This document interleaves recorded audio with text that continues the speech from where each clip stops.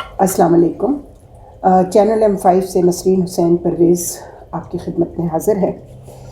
اب ہم نے سوچا ہے کہ ہم میڈیا کا باقاعدہ ماتم شروع کر دیں، جو ہمارے کارپوریٹ سیکٹر کا میڈیا ہے، اور سوشل میڈیا پھر بھی کچھ بہتر کام شروع کر دیا ہے اس نے، اور انشاءاللہ اب ہم ان پروگرامز کی جگہ بھی لینے والے ہیں جن کو یہ کہہ کر ختم کیا گیا کہ ریٹنگ نہیں آ رہی.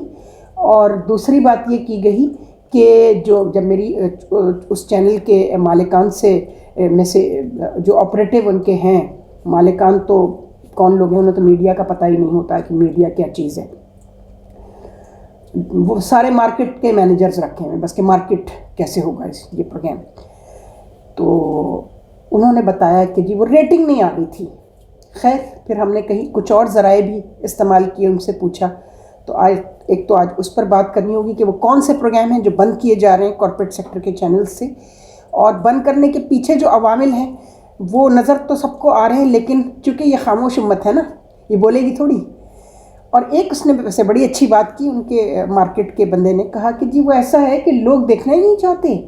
لوگ جو ہے نا وہ صرف ٹاک شوز کی بکواس دیکھنا چاہتے ہیں، سیاسی ٹاک شوز کی جو ایک ہی جیسی ہے. اور دوسری بات یہ کہ اگر لوگ دیکھیں گے تو ظاہر ہے پھر ہی ریٹنگ آئے گی. اب ریٹنگ کا ڈرامہ بھی ایک ہے جو ہم بعد میں کبھی ڈسکس کریں گے. بات سے مراد یہ کہ ذرا رک کر، ابھی کووڈ-19 کی وجہ سے یہ جو مہینہ ہے جنوری جو آ رہا ہے، اس میں ہمارے کچھ گیسٹ بھی ایسے ہیں جو نہیں آ پائیں گے. کم از کم 15 جنوری تک تو شاید کچھ بلیک آؤٹ ہی رہے گیسٹس کی طرف سے. All are very conscious and very health conscious also. اچھی بات ہے، بہت اچھی بات ہے. یہ آج شب ولادت امام زین العابدین ہے، جن کا سب سے بڑا کوٹیشن خاموش امت سے رسول صلی اللہ علیہ وآلہ وسلم کو کتنی تکلیف ہونے جا رہی ہے اس خاموش امت سے، اس پر ہم بات کریں گے. ہماری مہمان جن کا صوفیزم پر عارفانہ جو کام ہے ہمارے اولیاء کا اور صوفیاء کا خاص طور پہ سب کانٹیننٹ میں، بغداد میں تو ایک ہی صاحب ہیں اور ایک خاتون ہیں حاف قلندر رابعہ بصری. تو ان کا صوفیزم پر بہت اچھا کام ہے، ڈاکٹریٹ کیا ہے، ان کی کتاب بھی مارکیٹ میں ہے، آپ کو دیکھ سکتے ہیں. اور ہم ان کے ساتھ یہ آج سے میڈیا کا ماتم شروع ہے، اور اس ماتم میں اگر ہماری پوری قوم شامل ہو گئی تو ہم سمجھیں گے کہ بے شک وہ کسی بھی کاسٹ پر ہو، تو ہم سمجھیں گے کہ ہم نے وہ کام کر دیا جو ہمارے رسول صلی اللہ علیہ وآلہ وسلم ہم سے چاہتے ہیں، جو ہمارے صوفیاء اور اولیاء ہم سے چاہتے ہیں. کتنا تڑپتے ہوں گے ان کے مزاروں پہ بھنگ پی کے پڑے رہتے ہیں لوگ، یا منتیں مرادیں چلے باندھنے کے لیے رکھ لیا ہے ان کو. نہ حکومت پاکستان کا اوقاف ڈپارٹمنٹ اس پر کوئی لٹریچر شائع کرتا ہے، آج تک نہیں کیا، نہ بچوں کے کورس میں لگانے کے لیے تاکہ ان کو بتایا جائے ان کا کیا کام ہے. ملا اور مولوی کو ہر جگہ آگے رکھا ہوا ہے. اور ابھی جو یہ جس پروگرام کے بارے میں ہم بات کریں گے، جو بہترین پروگرام تھا پچھلے 5 سال سے، تو اس کی اتنی زیادہ دھوم تھی پورے ملک میں، اس کو اوقاف ڈپارٹمنٹ نے بھی انٹرفیئر کیا ہے. یہ بالکل اتھینٹک اطلاع ہے، اس پر بھی بات کریں گے. ہمارے ساتھ ہیں محترمہ صبیحہ اخلاق صاحبہ.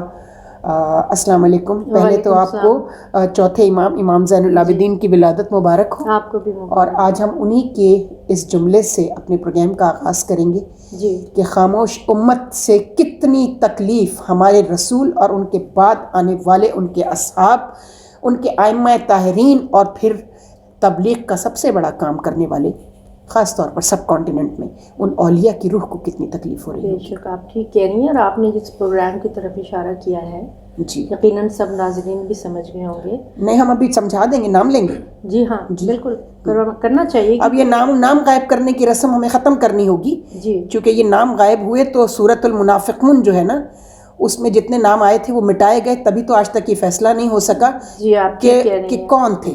اچھا، آپ نے آج گفتگو شروع کرنے سے پہلے میرے لیے یہ سرپرائز رکھی تھی کہ آج آپ ماتم کرنے جا رہے ہیں. ہاں جی. تو میں بھی آپ کو ایک سرپرائز دوں گی کہ ماتم کے نام سے میں نے ایک غزل لکھی تھی کوئی یہ میرے بیٹے کی شہادت سے پہلے کی بات ہے، 3-4 سال پہلے. وہ اگر آپ اجازت دیں گی تو میں ابھی آپ کے سامنے جی بالکل ضرور پیش کروں گی.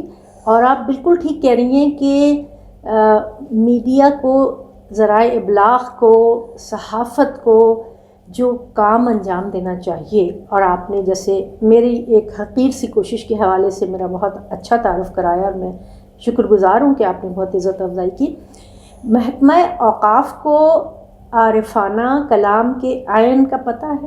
کسی چیز کا نہیں پتہ، کسی چیز. اچھا، اس حوالے سے اگر آپ کو یاد ہوگا، ہم اور آپ جب شہباز قلندر کے ہاں گئے تھے، جی وہاں سے آ کے میں نے ایک شعر، میری زندان ذات میں وہ شعر ہے، خانقاہوں پہ جھگڑتے ہیں بھکاری کہ وہ نقد، خانقاہوں پہ جھگڑتے ہیں بھکاری کہ وہ نقد، آ کے لے جاتے ہیں سرکار کے آنے والے. اور ہمارا کیا حال ہوا تھا، آپ کو پتہ ہے کیا حال ہے وہاں پہ؟ کتنا چڑھاوا چڑھتا ہے، اور بھر بھر کے وہ ڈبے کہاں جاتے ہیں. میں تو اوقاف میں رہی ہوں، سندھ گورنمنٹ میں میرے پاس ایڈیشنل چارج تھا.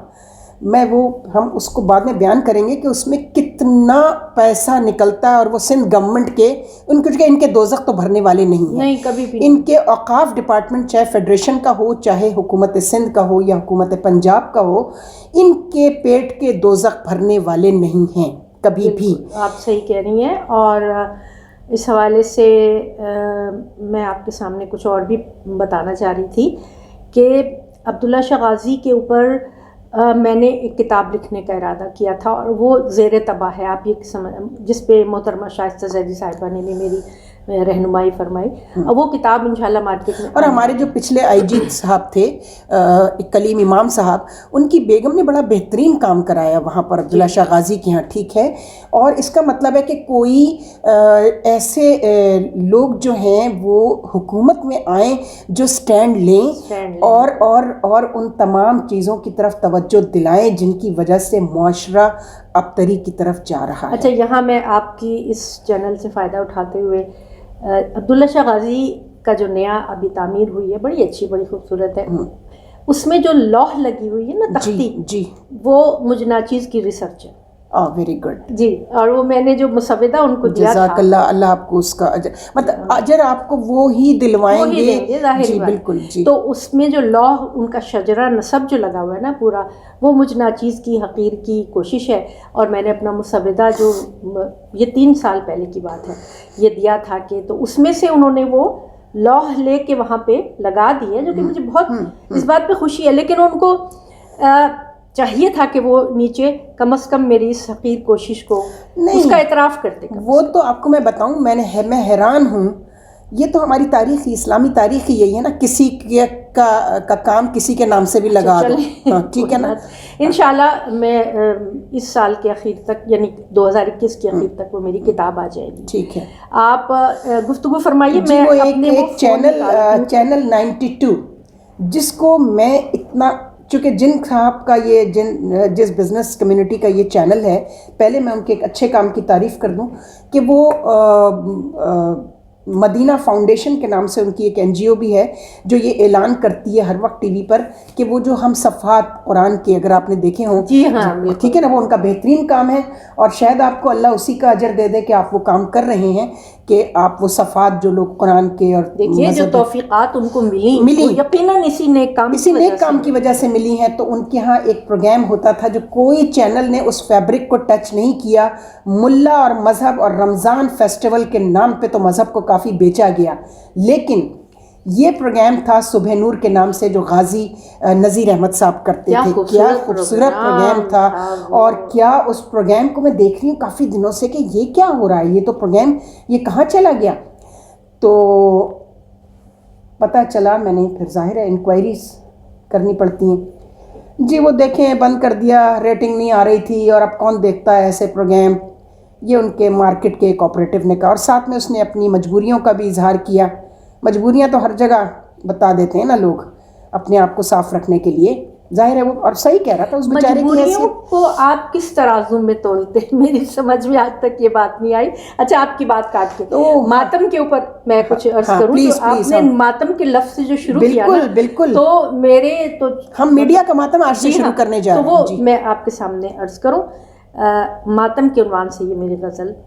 سچ کی دنیا میں سدا رہتا ہے برپا ماتم، سچ کی دنیا میں سدا رہتا ہے برپا ماتم، گوش دل غور سے سن ہوتا ہے کیسا ماتم، گوش دل غور سے سن ہوتا ہے کیسا ماتم، نہ کوئی داغ کوئی نیل نہ شور گریا، نہ کوئی داغ کوئی نیل نہ شور گریا، ہے گلی کوچوں میں برپا یہ انوکھا ماتم، خود بخود ہاتھ اٹھے جاتے ہیں سینے کی طرف، زانوئے دل پہ جو شدت سے ہے برسا ماتم، عرصۂ زیست کے ہر گام پہ ٹھوکر کی نوید، عرصۂ زیست کے ہر گام پہ ٹھوکر کی نوید، ہم نوا بھول ہوئی ہے جو بھلایا ماتم، منزل عشق کی جانب ہے رواں میرا سفر، منزل عشق کی جانب ہے رواں میرا سفر، ہم سفر کرتے رہے دھوم سے میرا ماتم، مسند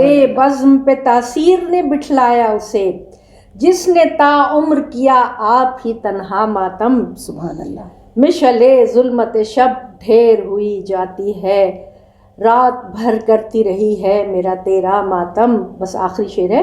مرکز محفل خوباں جو رہا حسن و جمال، مرکز محفل خوباں جو رہا حسن و جمال، منتظر اس کے ہیں یہ مرثیہ نوحہ ماتم. سبحان اللہ. 2017 کی یہ میری آپ نے بہت اچھی یاد دلائی کہ اس وقت میں نے اس کو آپ کے سامنے یہ ہارون رشید صاحب بیچارے ہمارے اسی چینل پر جو بہترین پروگرامز ہوتے ہیں اس میں سے ایک پروگرام ہارون رشید صاحب کا ہوتا ہے، چونکہ پراپر جرنلسٹ ہیں، اور وہ اپنے کم و بیش ہر تیسرے چوتھے پروگرام میں یہ یاد دلاتے ہیں اس قوم کو کہ امام زین العابدین نے کہا کہ مجھے سب سے زیادہ تکلیف جو ہے وہ کوفے سے ہے. دیکھیے امام کا تو کربلا کو بچانے میں امام اور بی بی زینب سلام اللہ علیہ کا کام ہے نا، وہ دربار کا خطاب جو ہے جس میں پروپیگنڈا بالکل جو ہے، جب آپ نے یہ فرمایا تھا اگر تو کہے تو میں اس لکڑیوں کے اوپر بیٹھ کر، ممبر نہیں کہا تھا، نہیں بالکل وہ ممبر ہے ہی نہیں، وہ تو لکڑیوں کے اوپر بیٹھ کر میں بھی کچھ کہوں.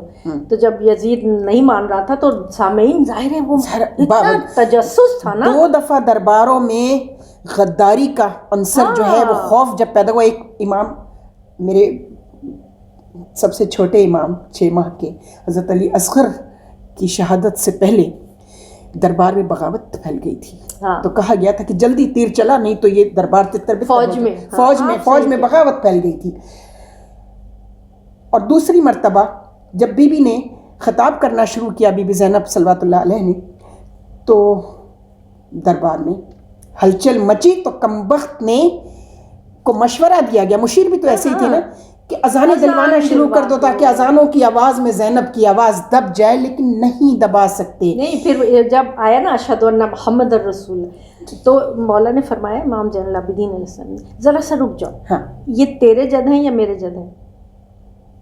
وہ تھا ٹرننگ پوائنٹ بالکل ہسٹری. اور آپ وہاں پر ذرا رشتوں کا لحاظ ایک طرف، ذرا امامت کے منصب کا احترام تو بی بی کا دیکھیے کہ بی بی عمر میں بڑی ہیں، پھوپھی ہیں، آپ امام زین العابدین سے کہ آپ امام وقت ہیں، اجازت دیجئے کہ میں جی اچھا. جیسے ہم یہ اب میڈیا کا ماتم آج سے آپ نے شروع کیا ہے، میڈیا ابلاغ، اور یہ ہمیں ابلاغ کی دنیا میں جب ہم جاتے ہیں تو دیکھتے ہیں اتنی بڑی ذمہ داری ہے. آپ سے بہتر کون جانتا ہے کہ آپ کا تو اس میں تھیسس ڈاکٹریٹ ہے اور آپ اتنا اس میں کام کر رہی ہیں، اتنی بڑی ذمہ داری ہے، لیکن ہر چیز بک گئی کیا؟ ہر چیز برائے فروخت ہے. ایک اور بھی میں آنکھیں کھولنے جا رہی ہوں اس ادارے کی جن کا نام لے کر، چونکہ میں نے جب اوقاف میں بات کی نا تو انہوں نے کہا کہ جی دیکھیں ہم تو کچھ نہیں کر سکتے، یہ تو کہیں اور سے ہمیں ہدایات آتی ہیں. میں نے کہا بتانا پسند کریں گے کہیں اور کون ہے تاکہ ہم اس سے بھی بات کر لیں.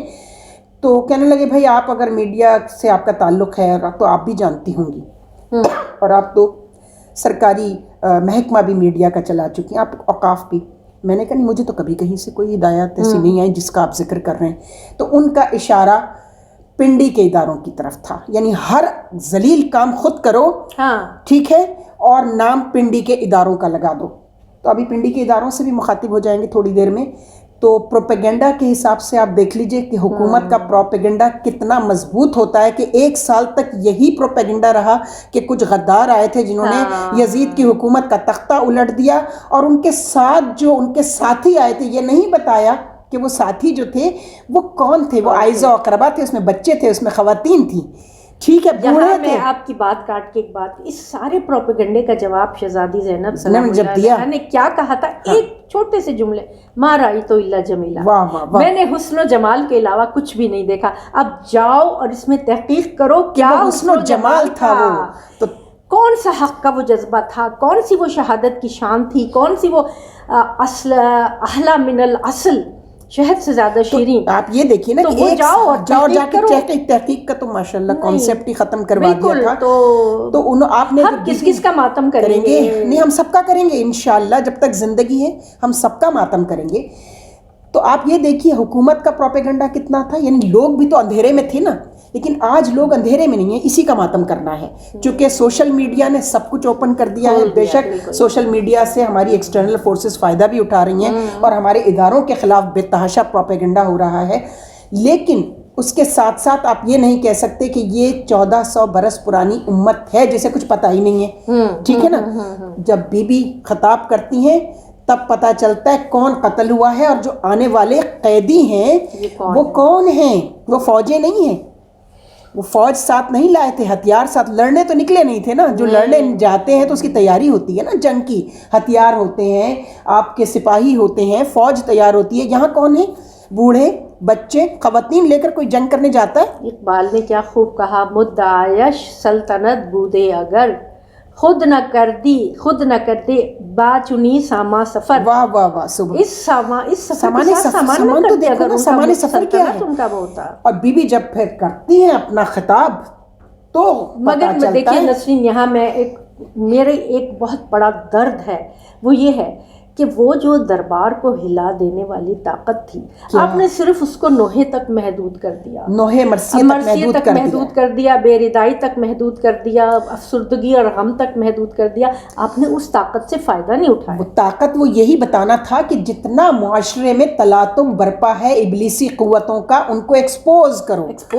اور اب تو ذرائع ابلاغ کتنے ایڈوانس, ٹیکنالوجی کتنی ایڈوانس ہو چکی ہے کہ اب آپ دیکھیں نا, اب آپ چھپا نہیں سکتے. وہاں پر 9/11 میں گر رہا ہے, اور یہاں ہم بیٹھے دیکھ رہے ہیں, ہم یہاں بیٹھے ہوئے اپنے گھر میں دیکھ رہے ہیں, وہاں ڈایانا کا ایکسیڈنٹ ہو رہا ہے, ہم یہاں بیٹھ کے دیکھ رہے ہیں. یہ دیکھیں, یہ اللہ تعالیٰ کی یہ نعمت تمام انسانوں کے لیے ہے, یہ ابلاغ اللہ کی رحمانیت کا ہے نا. سب سے جیسے ہوا, پانی, سب کچھ سب کے لیے مہیا ہے, ابلاغ بھی سب کے لیے مہیا ہے. بالکل. تو آپ اسی طرح اگر آپ ہوا کو پولیوٹ کرتے ہیں, پانی کو زہرآلود کرتے ہیں, اسی طرح آپ میڈیا کا غلط استعمال بالکل کر رہے ہیں. دیکھیے غازی صاحب نے کوئی میدان چھوڑا نہیں جو ان کے رسول صلی اللہ علیہ وآلہ وسلم کی نسبت سے جتنے اصحاب, جتنی خواتین, یہاں تک کہ بی بی ام سلمہ کے کردار پر جن کے بارے میں لوگ نہیں جانتے, بی بی ام البنین, حضرت ابو طالب, ٹھیک ہے, اور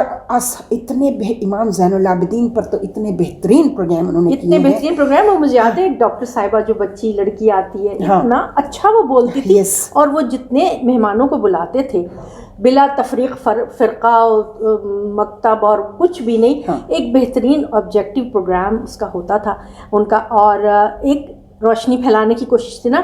مگر یہ شب گزیدہ معاشرہ یہ روشنی کا دشمن ہے. وہ ہے جو عامر لیاقت نے ایک رنگ بازی شروع کی تھی, رمضان کو بیچا, اور فلم ایکٹرسیں بیٹھ کر ہمیں اسلام پڑھائیں, اب ہم ان سے اسلام پڑھیں گے. وہ تو شکر ہے بند کر دیا وہ پروگرام, بہت شکر ہے. جی, وہ تو عدالت کو میں سلیوٹ کرتی ہوں کہ عدالت نے اس پر, جب عدالت میں گئی احتجاج کہ بھئی یہ کیا بکواس ہو رہی ہے, رمضان کو جو ہے وہ نیلام, ملا نہیں بولے, مولوی نہیں بولے, انہیں سر کھلے, یہاں تک کہ وہ اسکرٹس اور وہ پہنی ہوئی خواتین بیٹھ کر ان کے ساتھ بیٹھ کے ہمیں اسلام پڑھا اور ان سے پڑھنا ہے. تو اس مولوی پہ اور اس ملا پہ لعنت ہے جو ان سے اسلام پڑھ رہا ہے, جو پریکٹسنگ مسلم بھی نہیں ہے. علماء سو کی تو گردنیں سب سے علماء سو کی گردنیں پہلے اڑیں گی. اور میں اسی پروگرام کے توسط سے نعیم بخاری صاحب, نعیم بھائی آپ بہت اچھا کام کرنے کا آپ نے نیت کی, آپ کو اسی نیت کا اجر مل جائے گا, یہ یاد رکھیے گا. مجھے معلوم ہے آپ کو کام نہیں کرنے دیا جائے گا.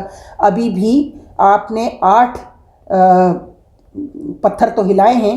وہ جو نواں پتھر ایم ڈی بیٹھا ہوا ہے آ کر, ٹیلی فون بیچنے والا دکاندار, بلکہ وہ ٹیلی فون بھی صحیح نہیں بیچ سکا چونکہ ایک آئی جی پولیس کا بیٹا تھا, اور اس آئی جی کے پاس بے تحاشا لوگوں کے ایسے کمزور پہلو ہیں کہ وہ بلیک میلنگ پہ ہی چلتا ہے. باپ کی وجہ سے اس کو موبل لنک والوں نے ہاتھ جوڑ لیے کہ بھیا تم کچھ بیچ نہیں پا رہے، لو 1 مہینے کی ایڈوانس تنخواہ لو، ہماری جان چھوڑو. تو جو اپنا کام وہاں بھی نہیں کر سکا، آپ نے اس کو لاکھوں روپے پر، پتہ نہیں 20 لاکھ اس کی تنخواہ ہے یا 25 لاکھ ہے، وہ وہاں بیٹھا ہوا ہے ٹیلی فون بیچنے والا جس کو کچھ نہیں پتا میڈیا کیا ہے، وہ ہلانا ہے آپ نے.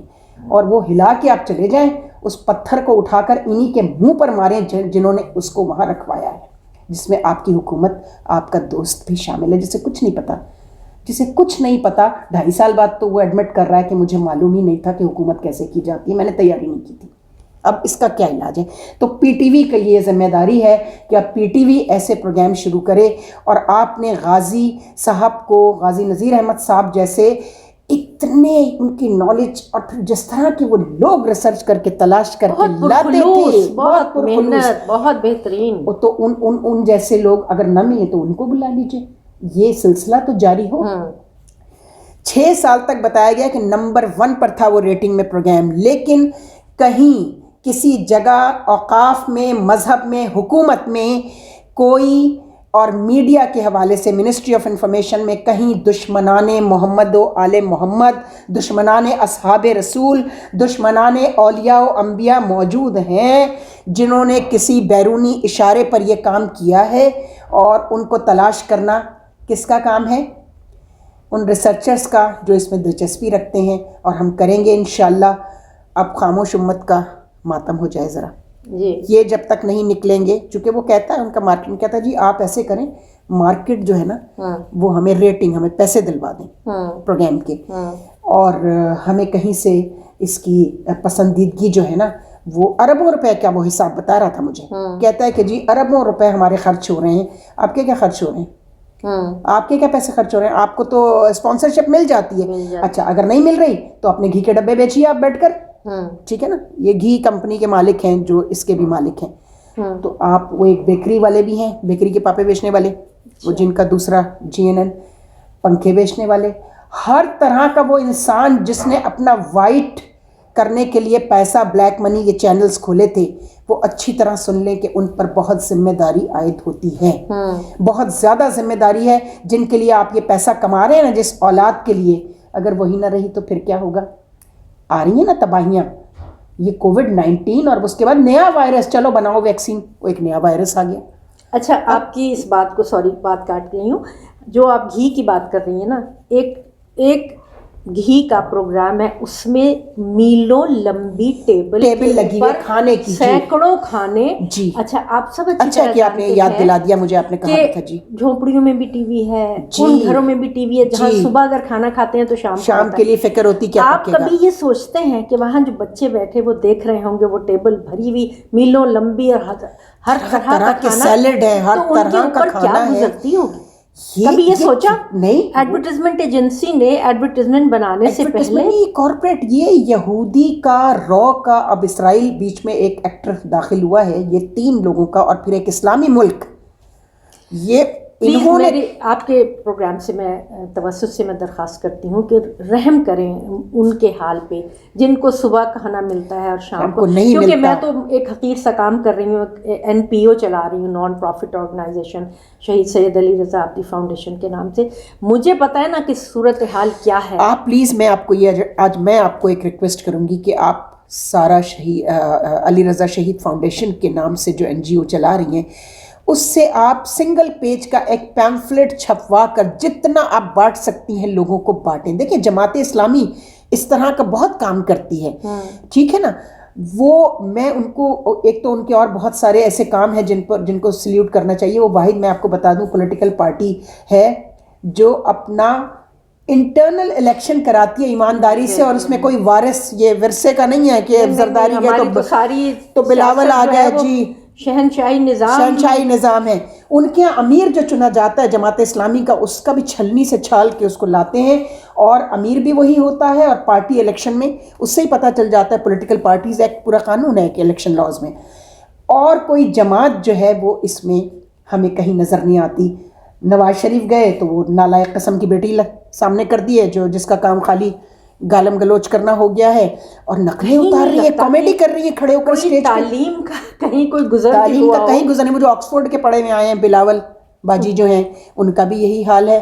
وہ ان کو جو لکھ کے دے دیتی ہیں, ان کی اسپیچ رائٹرز صاحبہ جو خود بھی جاہل ان پڑھ عورتیں رکھی ہوئی ہیں, ان کی 2 اسپیچ رائٹرز ہیں, وہ وہی بیچارہ آگے کہہ دیتا ہے, اس کو کچھ پتہ ہی نہیں ہے. مجھے اس بات پہ میں اپنے آپ سے خود شرمندہ ہوتی ہوں کہ ہم ان کی حکومت میں یہ ہم پر رول کر رہے ہیں, یہ ہم پر رول کریں گے. اچھا, اور آپ کو خوشی ہوگی یہ سن کر کہ سارا فاؤنڈیشن کا جو پیمفلٹ ہے وہ چھپ چکا ہے, اور ہزاروں کے حساب سے چھپا ہے, ہزاروں کے حساب سے بٹا بھی ہے, کہ جو ہمارے ایمز اینڈ آبجیکٹیوز ہیں, جو حقیر سی خدمتیں ہیں اس معاشرے کے لیے. تو میں عرض کر رہی تھی کہ جہاں اتنی غربت اور افلاس جو ہے نا بڑھ رہی ہے دن بہ دن, کھانے کو نہیں ہے لوگوں کے پاس. مجھے شرم آتی ہے کہ جب میں راشن کے لیے, یہ تو آپ نے اتنی زبردست بات جو مینشن کی, کھانے کی ٹیبل. ارے اور یہ جو ایک سیکنڈ جو آپ کے یہ فوڈ پروگرام ہیں, یہ جو کھانا پکانے کی آپ جو ریسیپیز, ایک ڈش بن رہی ہے ہزاروں روپے میں, اس پوری ڈش کی خرچے میں لوگوں کا پورا مہینے کا راشن آتا ہے, اور آپ کھڑے ہر طرح کے سیلڈ بتا رہے ہیں, ہر طرح کے سویٹ ڈشز کو دیکھیں, معاشرے کی ڈائمنشنز دیکھیں, اکانومی دیکھیں اپنے ملک کی, کون ہے آپ دیکھیں. غربت اور افلاس کفر سے بہت قریب ہے, بہت قریب ہے. مسلمانوں کو چاہیے کہ اپنے دیکھیے نظام صلاۃ قائم کرنے سے پہلے نظام زکوٰۃ قائم کیا گیا. رکوع میں انگوٹھی, بالکل آپ نہیں, اس سے بھی پہلے آئی ہے. ابھی تو وہی نہیں آئی, ابھی تو نبوت کا اعلان نہیں ہوا. 40 سال تک رسول نے وہ کون سے کام کیے ہیں. میرے آقا نے غلام آزاد کرائے بی بی خدیجہ الکبریٰ کے پیسوں سے. آپ لوگ غلاموں نے سوچا ہمیں اس ذلیل زندگی سے نجات دلانے والا کون ہے. تو پہلے اکانومی کو ٹچ کیا گیا کہ معیشت ہے سب کچھ. الم یجد کا یتیمن فآویٰ ووجدک ضالن فہدیٰ ووجدک عائلن فاغنیٰ. فخر کیا اللہ تعالیٰ نے تمہیں مفلس پایا تھا تو کیا غنی. اور ابھی مبشر لقمان کو میں سلیوٹ کروں گی, انہوں نے صرف اس پر یہ بات کی ہے سوشل فیبرک پر. معاف کیجیے گا, پروسٹیٹیوشن بڑھ رہی ہے آپ کے معاشرے میں, اتنی بری طرح بڑھ رہی ہے. ہمارے انبیاء نے کیا کہا, ہمارے ائمہ نے, کہ غربت کفر تک لے جاتی ہے. کفر تک لے جاتی ہے, بالکل. تو وہ آپ کفر کی طرف جا رہے ہیں خدا کے لیے. اور یہ اوقاف والے جو صاحب تھے جنہوں نے مجھے یہ بتایا کہ ہمیں کہیں اور سے ملا, یعنی ذمہ داری تو لینی نہیں ہے نا, تو یہ ان لوگوں کے نام ہر چیز میں پنڈی والوں کے لینا بند کر دیجئے. ہر کام پنڈی والے نہیں کر رہے ہیں, ان کو تو اپنی مصیبت میں ڈالا ہوا ہے. وہ تو بارڈرز کو دیکھیں, وہ دنیا زمانے کی اور چیزوں کو دیکھیں. ہاں ان کے یہاں کچھ بلیک شیپس ہیں, ان بلیک شیپس کا بھی انتظام ہونے جا رہا ہے بہت جلد. دیکھیے میں آپ کی بات کاٹ کے اس ٹاپک پہ اتنا کچھ کہیں گے, اب ہر چیز کا ماتم ہوگا. آپ نے دیکھیے ہمارے معاشرے کو جو کیپٹلائزڈ کر دیا گیا, جی کس سے پوچھ کے کیپٹلائز کیا تھا؟ جمہوریت. آپ کا ووٹ بھی وہی ایک, اور وہ آپ کے گھر میں جو جھاڑو پوچھا کرتی ہے, اس کا ووٹ میں بہت اس کی عزت کرتی ہوں. لیبر ہے, محنت کش ہے, لیکن کیا اس کی آگہی اور علم آپ کے برابر ہے؟ نہیں ہو سکتا نا, مگر وہ برابر ہے. نہیں, مگر یہ وہ جمہوریت ہی نہیں ہے, یہ تو مغرب کی جمہوریت ہے نا. مغرب نے جمہوریت کے ساتھ کیپٹلزم کو ہمارے معاشرے میں ان کی جمہوریت کے قاعدے قوانین طے کیے گئے, درخت اگے ہیں, پھل لگے ہیں, تو بس آپ پہلے جمہور کو مضبوط کیا ذہنی طور پر کہ اپنا لیڈر چننے کے لیے تمہاری آگہی ضروری ہے. آپ کے یہاں تو ویسے بھی یہ والا یہ نہیں, ہمارے یہاں تو سلیکشن ہے. آپ دیکھیے, یہ معاف کیجیے گا, اللہ کے نام پر یہ ملک حاصل کیا, لیکن کون سا اللہ کا حکم چلتا ہے یہاں, مجھے یہ بتائیے. انشاءاللہ آپ دیکھیں گے, اب وقت آ گیا ہے, this is end of the time.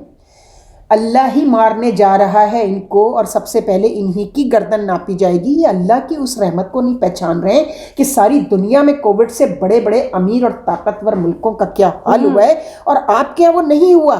تو آپ کو وارننگ دی جا رہی ہے, اور آپ کی دعائیں قبول ہو رہی ہیں. ہم غریب لوگوں کی کہ جن کے پیٹ میں روٹی نہیں ہے, بالکل ان کی دعائیں قبول ہو رہی ہیں. تو آپ سمجھیں, لمحہ فکریہ ہے یہ. تو انشاءاللہ آج سے یہ ماتم شروع ہے, اور ہم اس کو جاری رکھیں گے. اور ہم بھی دیکھتے ہیں کہ ہمارے وہ ادارے جن پر ہر الزام لگا دیا جاتا ہے وہ کتنا ہمارا ساتھ دیتے ہیں. اگر وہ ہمارا ساتھ نہیں دیتے اس میں, تو ہم یہ سمجھیں گے کہ وہاں کی بلیک شیپس جو چند ہیں, بہت بہت تھوڑی ہیں, 1% بھی نہیں ہے, وہ ڈومینیٹ کر رہی ہیں پورے ادارے کے قوانین پر. ادارے کی عزت کو خاک میں ملانے کے لیے ڈومینیٹ کر رہی ہیں. آپ ان کو تلاش کریں, ان بلیک شیپس کو, اور انشاءاللہ مل جائیں گے. بڑی اچھی ایجنسی ہے آپ کی جو اتنا بہترین کام کر رہی ہے. پوری دنیا سے دشمن پاکستان کے ڈھونڈ لیتے ہیں, وہ آپ کی ایکسٹرنل ونگ میں جنرل فیض حمید سے مخاطب ہوں.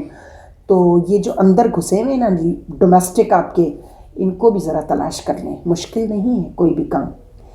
بس آج یہی کہنا تھا، اور انشاءاللہ زندگی بشرط زندگی اس کو جاری رکھیں گے. اور ہم غازی صاحب سے بھی رابطہ کریں گے، غازی نذیر احمد صاحب سے بھی، اور انشاءاللہ ان سے بھی، وہ بھی ہمارے پروگرام میں شامل ہوں گے. ہم ذرا اس کووڈ کی جو ہے ایمرجنسی سے نکل آئیں. اجازت دیجیے. خدا حافظ. خدا